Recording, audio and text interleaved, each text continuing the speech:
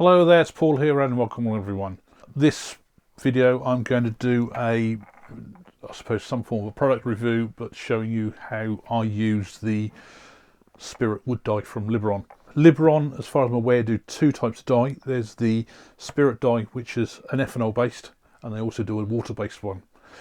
And these are the two dies that are available from Screwfix here in the UK.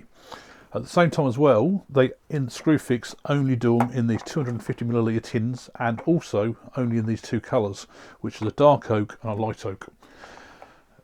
If you follow my channel, you'd have probably seen the last video I did, which was an update, and it shows some projects I've been getting on with in the house, where I did a door where I basically used both of these tins on that door. I've been working on another project where I needed a lot more of this light oak one, so I did actually buy a 1 litre tin. This one I got off eBay. As a very rough guide, these from Screwfix are around about £7 a tin, and this 1 litre one I got off eBay, I think it was for around about £20. So first thing of all, why did I go for the Spirit dies rather than the water-based dies?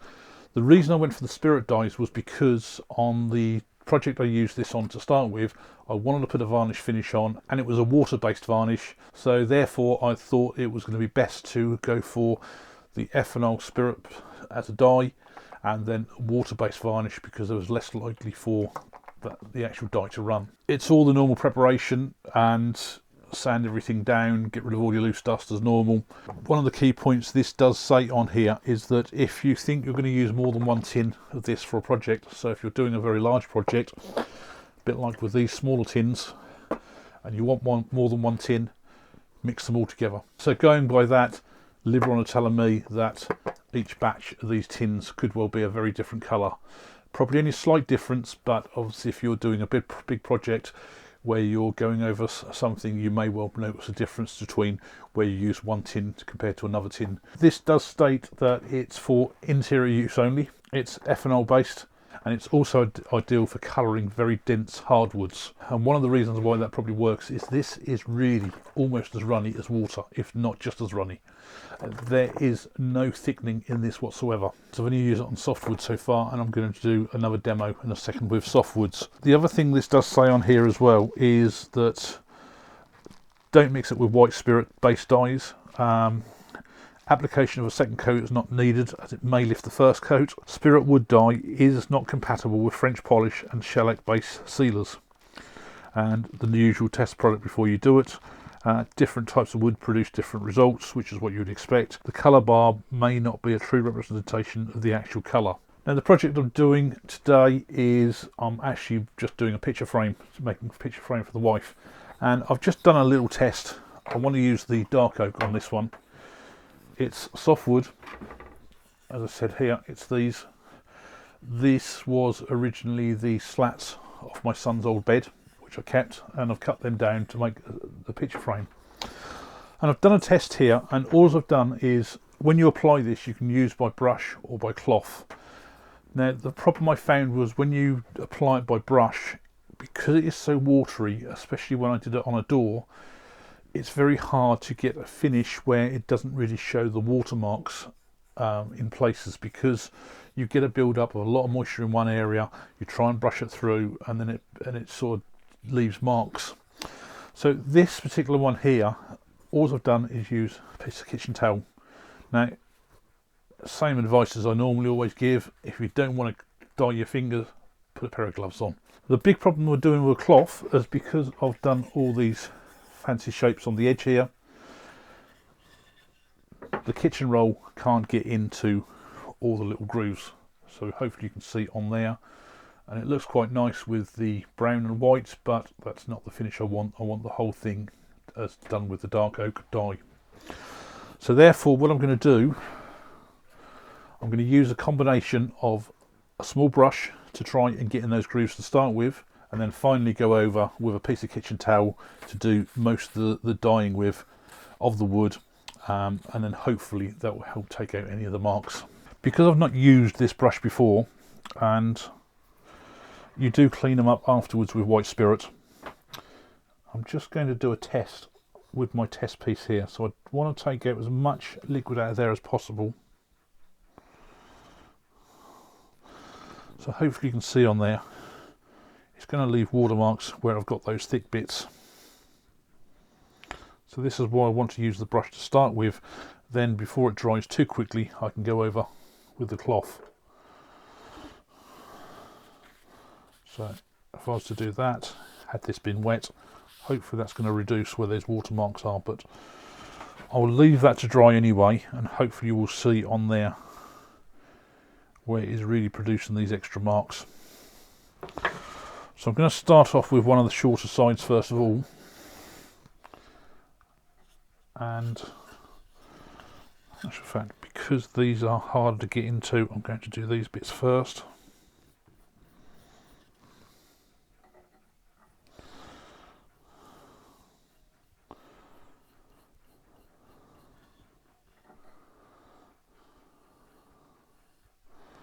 Now the instructions also do say put plenty on and wipe off any excess afterwards, but I've found, certainly with the softwoods, that that's actually a lot harder.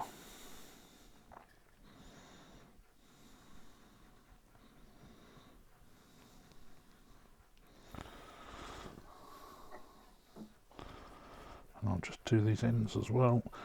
Being end grain, it's really going to soak in dark and quickly.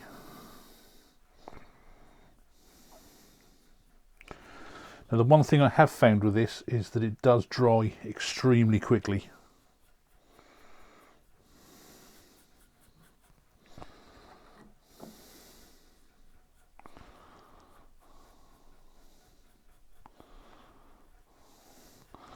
So that's where I've obviously done an extra bit there where it's run over, a bit of a poor bit with my brush, but that is going to be the back of the frame, so hopefully it won't show up too much when I go over this, but that may well be a good example now of where we're going to see some of these extra marks on there.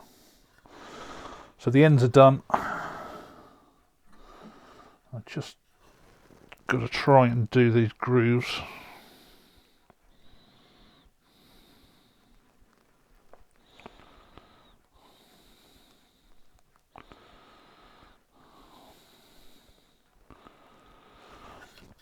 Now again, a smaller brush may work better. I'm just using what I've got available at the moment. But just because these grooves are fairly small, I just want to get some dye in there.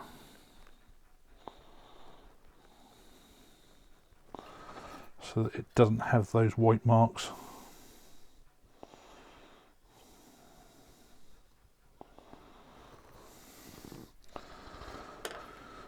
So that's done all the bits that I can't get to with a piece of kitchen roll. So as you'll see, it's very watery, and it does go on here really well.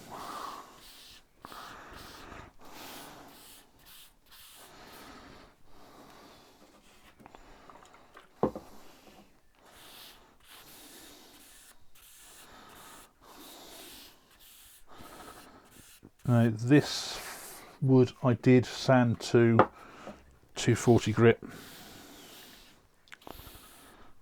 before I've applied this, and I've found that it's actually took out most of that as well, and I've found as well that this does, or should I say, I've also found that this doesn't raise the grain very much either.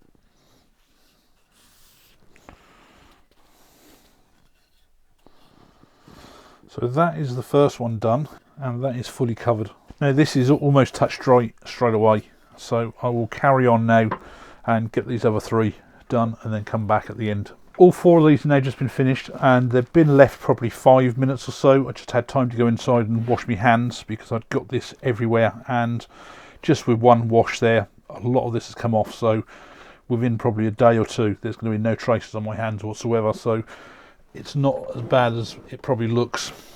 In the end, I've gone through about 4 or 5 pieces of towel. The problem you'll have with when you use something like paper towel is that because of the wetness of the towel, any form of friction you get off the wood whatsoever, then it will start tearing the towel. So it's then time to either fold it over and use a different side or change it to another piece of towel. I've got to say I'm really pleased with these.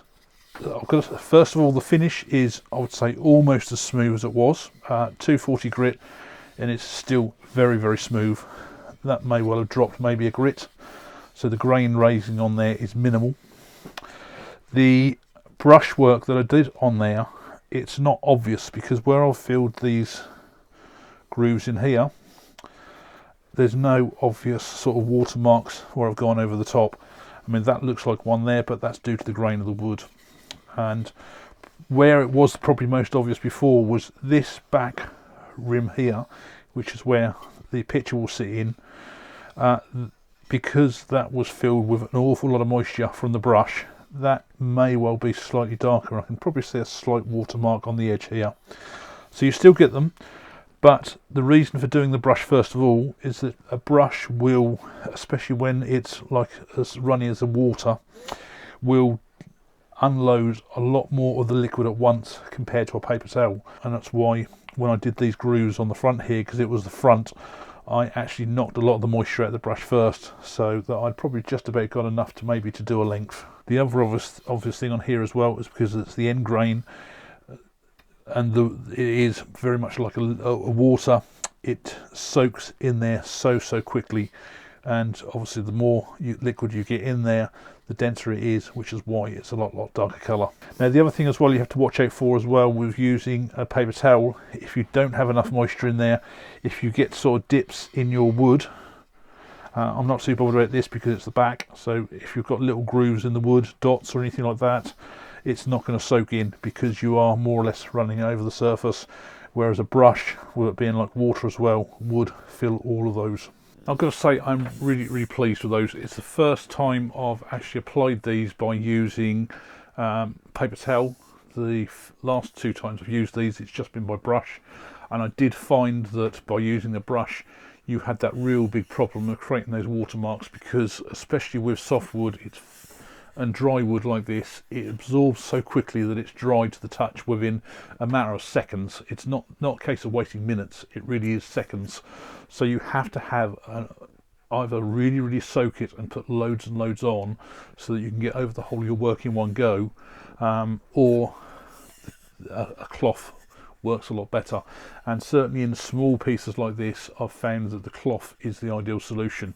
Now again, because I said at the beginning, because of those grooves, there's no way I've got in there with my cloth, and that's why I've ended up using the brush. But you have to be very careful, because a brush will dispense the dye a lot quicker than it will come from a paper towel. Now, would I recommend these? Certainly. It's like all things, there will be a project that these will be suitable for. Whether it's for what you're doing is another thing, but certainly for me, I'm really pleased with them. It's one of the types of dyes that I've used, or stains that I've used over time, and I'm really pleased for it. And I would certainly use it again certainly for things like this with picture frames, especially on that smaller basis where you've got more control. For big projects, maybe like doors, it's a lot harder. If you want a finish like this where you don't have watermarks, then it might not be the best thing. You probably want something that's dries a lot slower, so that you can actually just get a much better finish. The doors where I've used this on, though, I wanted more of that rustic look, so it didn't matter so much about watermarks, because you can blend them in a little bit by going over where those watermarks are. You can't get rid of them, but you can certainly blend them in. Now, hopefully it's been a help to you, and these are just my only opinions. It's also something I bought myself for my own projects, so there's no sponsorship or anything like that. But not maybe suitable for everybody, not suitable for every type of project, but they do have their uses. Thanks a lot for watching.